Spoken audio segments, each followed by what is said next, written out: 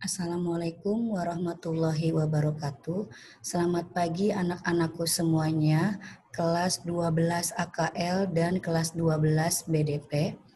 Pada kesempatan pagi hari ini, di Jumat pagi hari ini, Ibu Arna akan melanjutkan materi yang hari Kamis kemarin Ibu sudah bahas, yaitu mengenai strategi pemasaran ya, atau rencana pemasaran.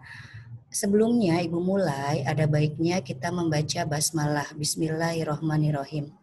Oke, Ibu Arna tidak bosan-bosannya mengingatkan kalian untuk selalu melihat di YouTube mengenai pembahasan materi Bu Arna, baik mapel PKK, produk kreatif kewirausahaan, atau mapel pengelolaan bisnis retail untuk kelas 12 BDP. Jangan lupa kalian tulis di kolom komentar YouTube yaitu hadir, agar Ibu Arna absen kalian itu di mata pelajaran PKK dan pengelolaan bisnis retail. Jadi tidak alfa ya, jadi harus kalian tulis hadir agar Ibu Arna checklist kehadirannya. Baiklah, yang pertama Ibu Arna akan membahas strategi pemasaran untuk setiap tahapan siklus hidup produk.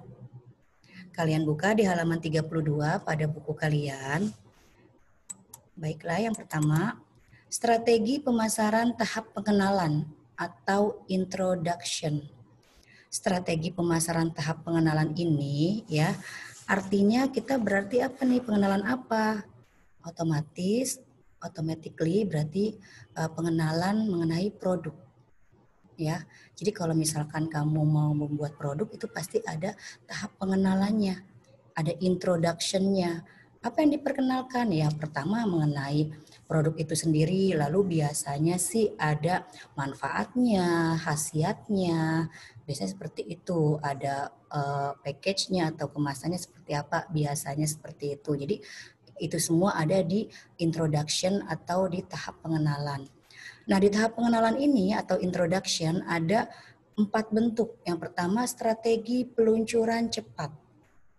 Artinya adalah menetapkan harga tinggi supaya mendapatkan keuntungan atau laba kotor per unit sebanyak-banyaknya. Dan dalam melakukan promosi sangat gencar supaya meyakinkan pembeli mengenai kualitas produk meskipun harganya mahal. Maksudnya adalah dalam strategi peluncuran cepat ini, jadi nih kalian sebagai wirausahawan atau businesswoman atau businessman menetapkan harga yang tinggi. Untuk apa? Untuk mendapatkan keuntungan per unitnya atau per piece-nya, per satuannya, gitu ya. Karena apa? Supaya ya tidak mungkin kan kita pinginnya untungnya itu biasanya rendah, biasanya pengen untung yang besar, biasanya seperti itu. Nah, itu tidak apa-apa dilakukan, tidak apa-apa, asalkan ibaratnya kualitas produknya itu bisa dipertanggungjawabkan. Misalkan di sini dia ingin mendapatkan keuntungannya yang besar per unit, gitu ya. Lalu dia melakukan promosinya juga sangat gencar, sangat aktif, gitu loh, gencar-gencaran maksudnya gitu ya. Karena apa? Dia ingin menunjukkan bahwa kualitas produknya ini bagus loh, walaupun harganya mahal. Misalkan jual apa? Contohnya. Misalkan contohnya jual emas ya. Itu kan harganya mahal ya, itu kan barang lux atau barang mewah. Tapi kualitasnya bagus, jadi kita jual juga mahal, pasti orang minat. Contoh lagi misalkan mobil, showroom mobil gitu ya. Harga mahal, tapi kualitasnya pun terbuat dari bahan-bahannya yang mahal pula gitu kan, yang high quality seperti itu. Lalu strategi peluncuran lambat. Kurang lebih sama pengertiannya terhadap strategi peluncuran cepat. Hanya ada yang membedakannya ya di sini ya. Menetapkan harga tinggi untuk memperoleh laba kotor per unit sebanyak-banyaknya dengan cara melakukan promosinya yang rendah. Jadi dia sama-sama mau mendapatkan keuntungan yang banyak per unitnya, per satuan barangnya itu, tapi promosinya kalau yang lambat ini promosinya rendah. Dalam arti promosinya nggak gencar-gencaran, promosinya nggak terlalu yang paling utama gitu kan. Kalau yang pertama kan yang peluncuran cepat ini dia promosinya nih gencar-gencaran kan, bisa melalui sosmed, bisa melalui elektronik gitu kan, bisa melalui selebaran, dia banyak yang dipromosikan, bentuknya tuh banyak. Tapi kalau yang lambat, dia promosinya juga nggak terlalu yang segencar peluncuran cepat. Jadi ya udahlah promosinya biasa aja, misalkan nggak usah pakai sosial media, pakainya ini aja apa brosur gitu kan, selebaran seperti itu. Tapi pengennya harganya juga atau inginnya tuh keuntungannya juga besar gitu. Tapi dia pinginnya nih promosinya yang rendah. Kalau dalam bahasa sekarang nih maunya menang banyak gitu ya. Jadi peluncuran lambat ini dia pengen keuntungannya besar tapi promosinya yang rendah aja deh biar nggak mengeluarkan biaya yang besar seperti itu. Tapi kalau yang cepat dia nggak apa-apa promosinya gencar-gencaran, baik, bagus gitu ya. Apapun dilakukan dari segi promosi manapun, walaupun harganya atau memakan biaya yang mahal, tapi yang penting keuntungannya dia dapat besar. Tapi kalau yang lambat, dia mau besar, mau untungnya besar, tapi promosinya tuh biasa aja gitu kan. Yang ketiga yaitu strategi penetrasi cepat, artinya menetapkan harga yang rendah dan promosi yang agresif. Jadi harganya tuh ditentukan rendah, promosinya tuh tapi gencar-gencaran. Promosi. Jadi dia pengen nih promosinya gencar-gencaran, maksudnya melalui sosial media, melalui bentuk-bentuk lain, misalkan di TV gitu ya. Tapi dia mau harganya tuh yang ditetapkan tuh rendah, tidak mahal agar diminati oleh si konsumen. Yang keempat adalah strategi penetrasi lambat adalah menetapkan harga yang rendah supaya mendapatkan penerimaan yang besar dari para pembeli. Jadi dia menetapkan harganya ini murah, rendah. Tapi gimana caranya diterima oleh para pembeli atau konsumen. Itu strategi penetrasi lambat. Oke, lanjut berikutnya yang poin B di halaman 33, strategi pemasaran tahap pertumbuhan atau grow. Dibagi dua kelompok, yang pertama ada pertumbuhan cepat dan pertumbuhan lambat. Jadi dalam pertumbuhan yang grow ini ada pertumbuhan cepat, artinya melonjaknya tingkat penjualan usaha produk secara cepat. Jadi ini yang kamu jual ini melesat gitu loh, melesat dalam arti laku, terjual. Misalkan kamu jual nih sekarang nih yang paling banyak diminati misal apa nih? Misal boba ya, misal masih boba ya, misalkan ice boba ya. Saking antusiasme masyarakatnya meningkat, itu melonjak penjualannya. Misalkan dalam per hari bisa 50 cup atau 100 cup. Jadi pertumbuhan cepat itu melonjaknya tingkat penjualan usaha produk secara cepat. Jadi dalam kurvanya atau dalam grafiknya itu naik gitu ya, dalam grafiknya naik. Lalu yang pertumbuhan lambat itu angka penjualan biasanya masih meningkat tetapi pertumbuhannya menjadi menurun. Jadi penjualannya meningkat sih meningkat, maksudnya banyak sih yang gemarin, gitu, banyak sih yang suka. Tetapi pertumbuhannya lama-kelamaan menurun. Dalam arti nih tidak long time gitu, nggak long lasting. Dalam arti tidak continue. Kalau yang pertumbuhan cepat ini kan dia mungkin 1 bulan 2 bulan mengalami pelonjakan penjualan yang sangat besar.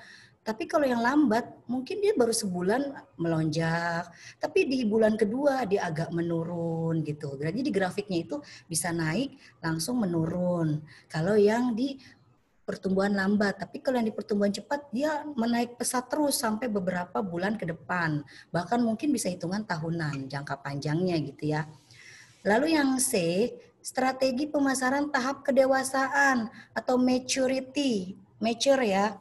Nah ini terdapat dua strategi bertahan dan strategi menyerang. Strategi bertahan ini tujuannya mempertahankan pangsa pasar dari adanya pesaing usaha. Jadi mempertahankan konsumen nih bagaimana ya dari adanya pesaing. Kira-kira nih kalau saya jual boba, saya bisa nggak ya mempertahankan pelanggan ini supaya tidak kabur, tidak pergi gitu kan dari produk yang kita jual. Jadi pesaing ini bisa terkalahkan oleh kita. Gimana ya caranya ya? Ya berarti kita mengadakan inovasi kreatif dalam mendesain produk, mengemas produk supaya menarik, tidak ditinggal oleh si konsumennya itu sendiri. Jadi kita punya persaingan juga tidak terlalu terlihat kita tuh merasa paling bawah gitu ya. Jadi intinya harus lebih kreatif lagi untuk menciptakan suatu produk-produk yang nantinya akan menarik keinginan dan minat konsumen. Kalau yang strategi menyerang, tujuannya itu melakukan usaha-usaha perubahan dalam pencapaian tingkat yang lebih baik. Ini juga sama. Jadi usaha-usaha perubahan. Jadi adanya inovasi. Ya, jadi kalau misalkan kayaknya nih kemasannya udah seperti biasa-biasanya nih sama kayak pesaing kita nih. Bagaimana ya cara meningkatkan perubahan adanya inovasi ini apa ya? Ditambahkan apa lagi ya? Kita harus kreatif gitu. Di mindset kita ini pola pikir kita harus kreatif gitu kan untuk melakukan perubahan-perubahan dalam ibaratnya ini memasarkan suatu produk. Lalu yang D, strategi pemasaran terhadap atau tahap penurunan atau decline. Ya, decline ini jadi ada di halaman berikutnya, yaitu adalah sebagai berikut, meningkatkan investasi. Investasi itu berarti apa? Modalnya ya, modalnya ditingkatkan lagi. Otomatis kalau memang kita mau berkembang usahanya, ya modalnya juga ditingkatkan lagi. Apalagi kalau kita mau ada perubahan dalam produk ya, misalkan kemasannya yang tadinya plastik agak-agak tipis, mungkin kualitasnya plastiknya agak ditingkatkan, atau cupnya yang tadinya mungkin kualitas rendah, cupnya mau ditingkatkan ke kualitas menengah atau atas. Jadi perlu investasi, baik investasi dari diri sendiri modalnya atau kita dari investor yang mau menanamkan modalnya dari kita gitu kan untuk usaha kita. Lalu yang kedua, memodifikasi produk, artinya dimodifikasi, dirubah, adanya inovasi seperti yang tadi di strategi menyerang ya. Jadi jangan misalkan bentuknya seperti itu aja. Misal kayak bakso deh. Sekarang bakso kita mungkin dulu taunya bakso itu bentuknya bulat ya, tapi sekarang ada yang segitiga gitu kan. Ada yang mungkin dalamnya itu dulu kan hanya jadi dia natural hanya daging ya, sekarang bisa dimodifikasi misalkan dengan keju atau mozzarella di dalamnya yang meleleh, atau di dalamnya diganti dengan sosis. Itu kan bermacam-macam modifikasi gitu. Mungkin kalau boba, contohnya yang kayak tadi, boba itu berarti harus misalkan apanya nih yang ditambah, toppingnya atau kemasannya, seperti itu. Lalu berusaha mencari pasar baru. Maksudnya menjadi pasar baru itu pelanggan yang baru, dalam arti pelanggan yang sudah ada kita pertahankan, bagaimana kita menambah pelanggan lagi gitu kan, agar pelanggannya banyak yang mau membeli barang yang kita jual. Yang keempat adalah berusaha tetap pada investasi usaha yang berada pada saat ini. Jadi misalkan tetap kita punya modal sekian, katakanlah modal kita 20 juta atau 10 juta, ya sudah kita berusaha tetap pada investasi awal. Mungkin tambahannya melalui investor yang ingin menanamkan modalnya kepada usaha kita. Yang kelima adalah melakukan pengurangan terhadap investasi. Misalkan tidak perlu investor lah, kita kelola sendiri aja, biar nanti untungnya, profitnya kita yang mengalami sendiri, kita yang ibaratnya nih kita yang merasakan sendiri, tidak usah berbagi hasil dengan investor. Seperti itu. Yang keenam yaitu berusaha melakukan strategi pengembalian uang tunai dengan cepat. Dalam arti gini, kalau kita misalkan ada tenaga kasir ya dalam penjualan produk, kan biasanya orang beli, selain kita kasih pelayanan yang senyum, ramah gitu ya, sopan, itu ada melakukan strategi pengembalian uang tunai dengan cepat. Dalam arti gini, di saat kita melakukan transaksi pembelian atau penjualan itu pasti nanti ada bagian kasir. Nah itu harus cepat dikembalikan, jangan lamban. Harus cari kasarnya, harus cari recehan dulu, uang kecil dulu. Jadi harus sudah tersedia di box kasir seperti itu. Jadi konsumen juga tidak kecewa dengan pelayanan yang kita buat. Lalu yang ke nomor 7, meninggalkan bisnis yang mengalami penurunan. Misalkan bisnis yang ini udah mengalami penurunan nih, yang boba tadi misal karena banyak pesaing, apalagi ya kita harus pikirin ibaratnya nih alternatif lain apa gitu. Jadi harus kita pikirkan apa ya penggantinya gitu kan, atau bukan penggantinya, atau penambahannya, bisa juga seperti itu. Produk yang lain lah untuk menunjang supaya boba ini ibaratnya nih tidak hanya sendiri produknya, tapi ada yang lain juga produk yang kita buat, seperti itu. Nah, secara garis besar, alur dalam strategi pemasaran tahap siklus hidup produk adalah yang pertama benar ini introduction, pengenalan, lalu di pertumbuhan, growth stage-nya, lalu dari growth stage-nya itu ke maturity-nya, tingkat kedewasaannya, pola berpikirnya, mindset kita harus lebih kreatif. Lalu decline stage, ya. Jadi decline stage-nya itu yang terakhir ya. Berarti tentang penurunan. Jadi kalau nanti ada masa penurunan, kita jangan lantas apatis atau pesimis, tapi kita harus tetap pada semangat kita seperti itu. Oke, jadi penjelasan Ibu Arna untuk pagi hari ini di Jumat yang cerah ceria ini, Ibu akhiri, kurang lebihnya mohon maaf. Jangan lupa disimak di YouTube channelnya. Wabillahi taufik wal hidayah. Wassalamualaikum warahmatullahi wabarakatuh.